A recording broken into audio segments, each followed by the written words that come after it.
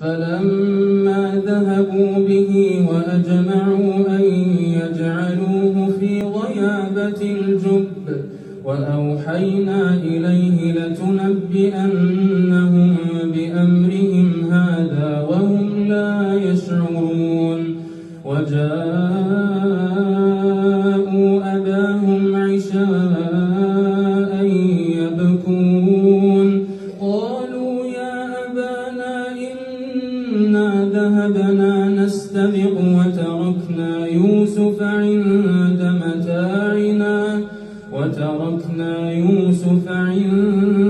متاعنا فأكله الذئب وما أنت بمؤمن لنا ولو كنا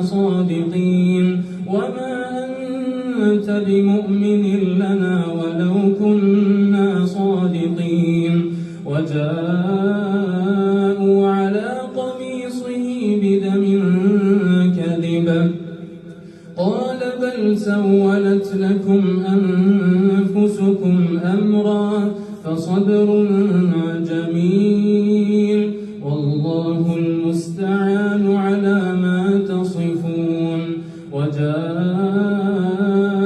سيارة فأرسلوا واردهم فأدلى دلوه قال يا بشرى هذا غلام وأسروه بضاعة والله عليم بما يعملون. وشروه بثمن بخس دراهم معدودة وكانوا فيه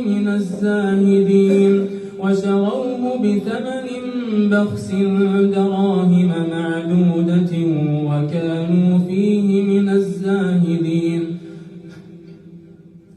وقال الذي اشتراه من مصر لامرأته أكرمي مثواه عسى أن ينفعنا أو نتخذه ولدا وكذلك مكنا ليوسف في الأرض ولنعلمه من تأويل الأحاديث والله غالب على أمره ولكن أكثر الناس لا يعلمون. ولما بلغ أشده آتيناه حكما